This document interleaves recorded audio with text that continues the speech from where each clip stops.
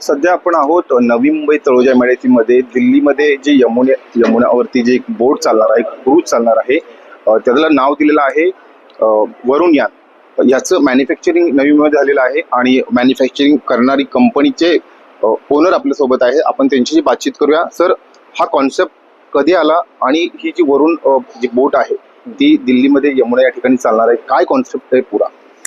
तर हे आमच्याकडे 3 ते 4 महिन्यापूर्वी ह्याची इन्क्वायरी आली आणि कॉन्सेप्ट होता की यमुना नदीमध्ये इको फ्रेंडली क्रूज हे चालू करायचं आहे 30 पॅसेंजरच्या कॅपॅसिटीसाठी.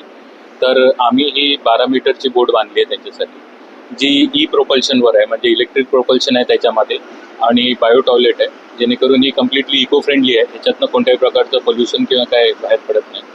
प्लस ह्याचं डिझाईन जे आहे ते मल्टी हल डिझाईन आहे, म्हणजे डबल बोट आहे, जेणेकरून ह्याची स्टेबिलिटी पण चांगली राहते. आणि यमुनेसारख्या नद्यांमध्ये जिथे पाण्याची डेप्थ कमी असते तिथे ह्या 3 फीट मॅक्सिमम ह्याला डेप्थ लागते पाण्यामध्ये चालायला. त्यामुळे नद्यांमध्ये जिथे पाण्याची खोली वगैरे कमी असते तिथे पण ह्या आरामात चालू शकतात. किती प्रवासी याच्यामध्ये प्रवास करू शकतात, किती वेळ चालेल आणि सेफ्टी फीचर काय?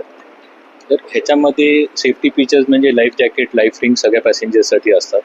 त्याच डिझाईन सेफ्टीमध्ये मी जे ते मला सांगितलं की ती कॅटमॅरॅन मल्टी हल डिझाईन आहे, जेणेकरून ती इनहेरंट डिझाईनच स्टेबल असते. आणि ह्याच्या एका चार्जमध्ये हे 4 ते 6 तास बोट चालेल. त्याच्यामध्ये त्यांच्या 6 ते 8 ट्रिप्स होतील. अशा प्रकारच्या किती बोटीस आपण बनवल्याच्या अगोदर? आम्ही अशाच कन्सेप्टवर अराउंड 10 बोटी बनवल्या, ज्याच्यातल्या 5 बोटी आम्ही जिल्हा परिषद रत्नागिरीला मागे सप्लाय केल्यात. त्या हाऊस बोट प्लॅटफॉर्मवर केल्यात. त्याच्यात हाऊस म्हणजे माणसं राहू शकतात रात्री. तर आपण नक्कीच पाहतोय दिल्लीमध्ये यमुनेला नक्कीच या ठिकाणी जे आहे पर्यटनाला चालना मिळणार आहे की ही जी बोट आहे ही अगदी इको फ्रेंडली आणि बॅटरीवरती चालणारी बोट आहे. राहुल कांबळे, NDTV मराठी, नवी मुंबई.